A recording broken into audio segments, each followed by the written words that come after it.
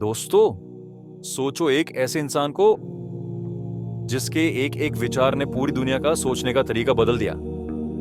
उसका नाम है एरिस्टोटल, प्लेटो का स्टूडेंट, अलेक्जेंडर द ग्रेट का टीचर और फिलॉसफी का एक ऐसा सितारा जिसका नूर आज भी हमें रास्ते दिखाता है।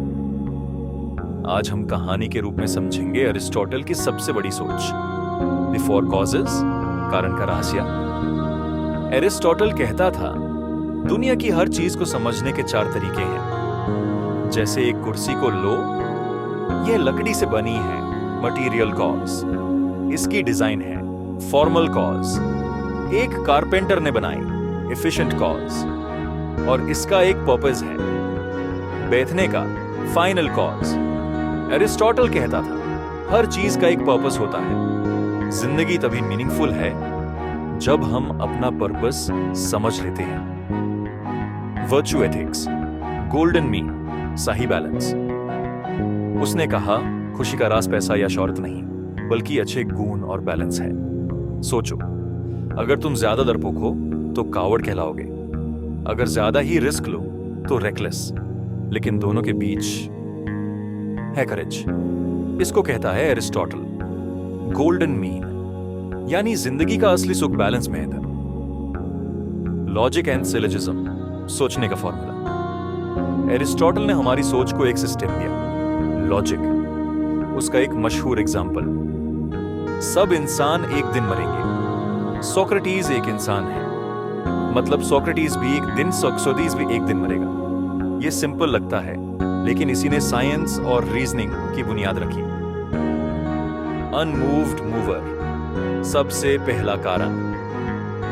अरिस्टोटल कहता था, दुनिया में हर चीज चल रही है, बदल रही है, लेकिन इस बदलाव को किसी ने तो शुरू किया होगा।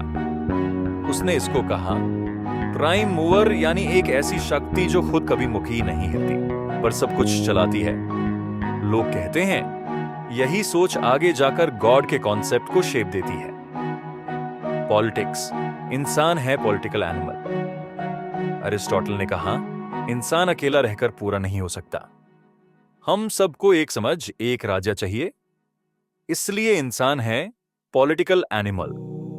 उसके नजरिए में सबसे अच्छा राजा वो है जिसमें न तनाशाही हो, न भीड़ का रज, बल्कि एक बैलेंस्ड गवर्नमेंट जो मिडिल क्लास को मजबूत बनाए। नॉलेज, अनुभव से ज्ञान। प्लेटो कहता था, असली सच आइडियाज में छुपा है, पर अरिस्टोटल कहता था, ज्ञान का पहला दरवाजा है एक्सपीरियंस।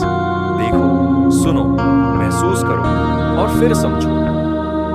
यानी नॉलेज शुरू होती है हमारी सेंसेस से। पोएटिक्स, आर्ट और जिंदगी, ड्रामा और कहानियों पर भी उसने लिखा। उसने कहा, ट्रेजेडी देखकर हमारी अंदर की भावनाएं निकालती है, इसे कहते हैं कैथारसिस। और हर हीरो का एक फ्लॉ होता है जिसकी वजह से उसकी बर्बादी होती है।